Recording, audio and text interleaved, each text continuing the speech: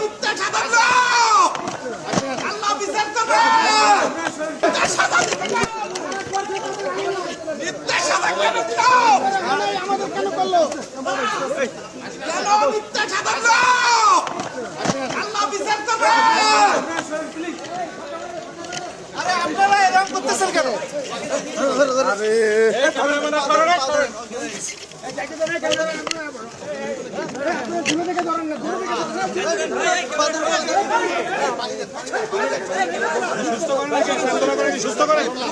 সুস্থ করেন।